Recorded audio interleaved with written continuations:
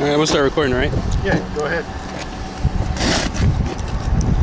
And I have my squad box, which has my tickets, traffic vest, bail schedule, which has all the ordinance violations and fines and other tools, traffic one that you're going to need on occasion as part of this job. So we don't have individually issued squads, but we do have assigned squads, meaning all the squads stay here. We don't take them home. Right? So when I was in patrol, 402 was my assigned squad, which if it was available, nobody was in it, that's the one I'm going to jump in. You know, we only have so many squads, and they go down, they need to get repaired. Sometimes your squad isn't there, then you just look on the chart and see what else is available. First thing I do is fire my squad bay again, turn on the car, make sure it runs.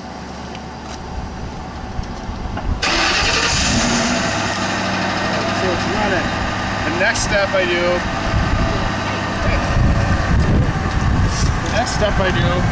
is turn on the radio.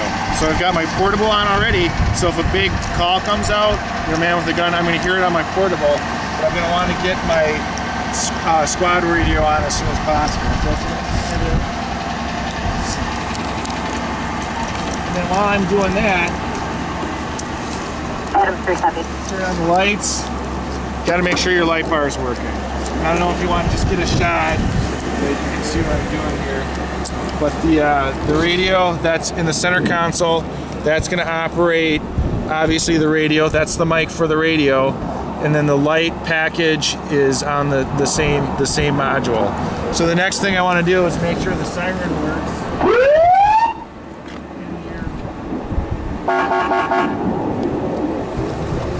If the air horn, sirens aren't working, you're not going to take out the squad, because that becomes a danger issue. If you need to go lights and sirens to a call, you can't go lights or you can't go sirens. You can't respond on an emergency basis, which means you would have to operate the vehicle in normal traffic behavior, just like everybody else. If you need to go emergency, you're going to want to be able to do it. So you just check out another squad, you write this car up as needing repair, and you just go up and get another one. So the next thing I do is kind of make a progression. Check out your tires, check out, you know, the side panel here, see if there's any obvious new damage to the squad car that needs to be reported. You know, if you have some dents or dings or cracks or something, that doesn't necessarily mean you can't drive the squad. You can still check it out, but you're going to want to write that up as a new damage, or at least see if that's already been reported. So the tires look good. Everything's looking good, rear view mirror looks good. Swing around the front. Everything's looking good in the front. No new damage. Then you go on to the next part.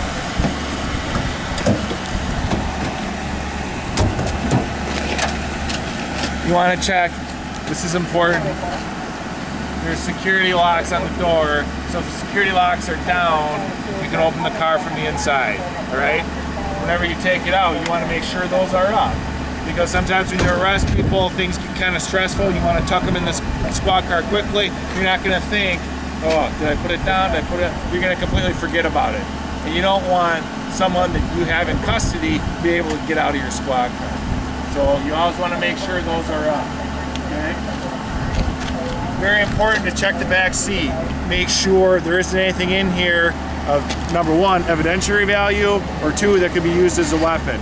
Because things do get left behind. Sometimes we just give people rides, you know, and we don't necessarily do a full search of people before they get in the squad car, you know, if we don't need to. If we just give someone a ride, something might fall out of their pocket. So you want to make sure these seats are removable. You can even take it out. So you want to make sure nobody tucked anything in there. You can set it off here. There's all kinds of flaps and stuff that you want to make sure there isn't anything tucked in there. Check the footrest area. You want to check up back here. Any place someone could tuck a weapon or tuck, you know, some marijuana or some other drugs. Shake out the back seat. Nothing falls. Make sure your seat belts are looking good and operable.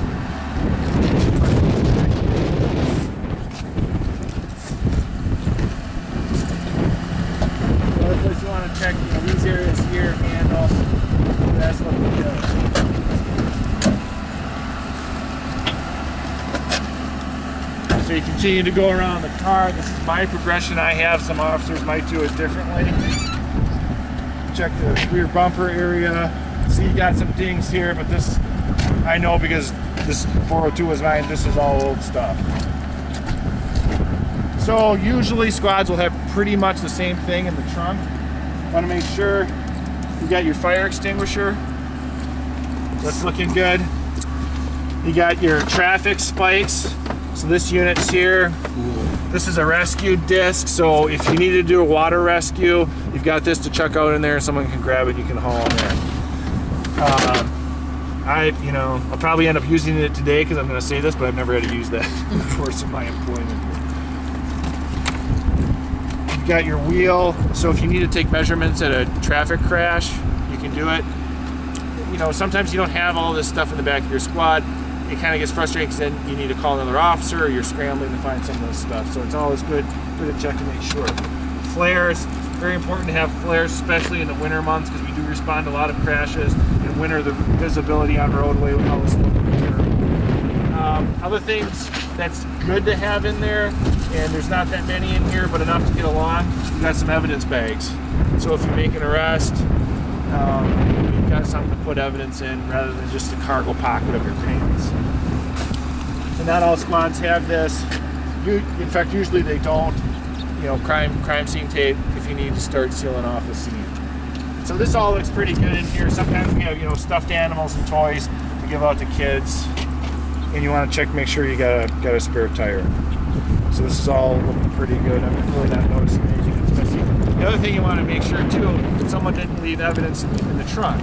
If you go to a crash, you hit and run, you take a piece of a car, most times it's going to go in the trunk. That's very easy to forget about at the end of the shift. So again, nothing of evidentiary value in here. Continue around. The side of the car looks good. You want to check this side now, same as the other side. Safety locks are up. Tilt the seat.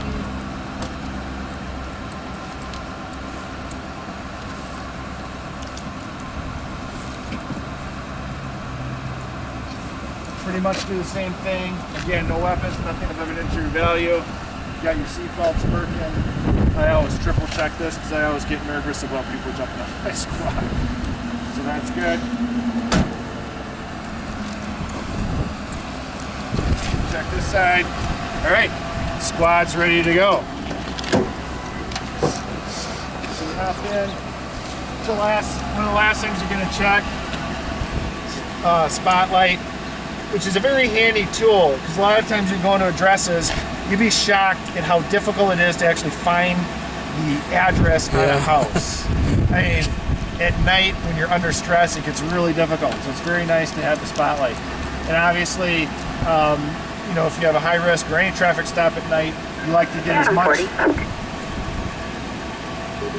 much light pointed down towards the vehicle you stopped as possible. So you've got your floodlights and also your takedown lights, which are on top of the light bar.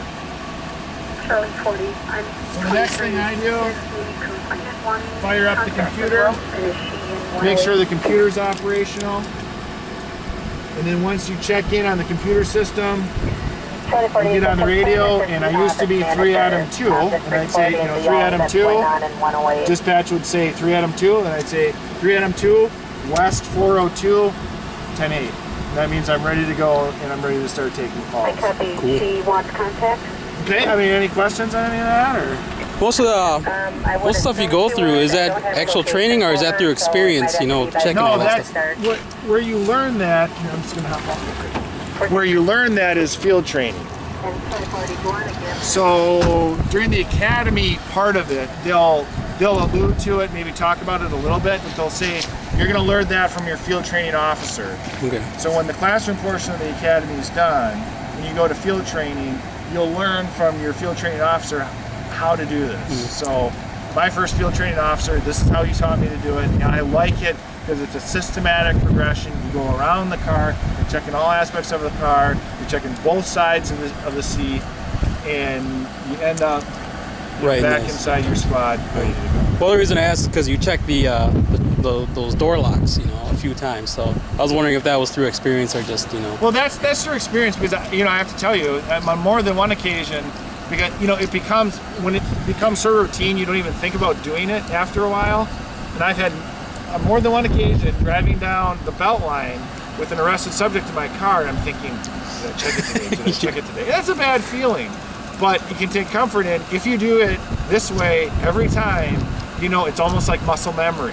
You just remember to do it. Because then every time when I've gotten down to the jail and checked, it's been off. So I think the key thing is getting into a habit, getting into a routine, and then you know if you do that every time, you're going to be covered. Cool. That's about it, I guess. Huh? Cool. All righty.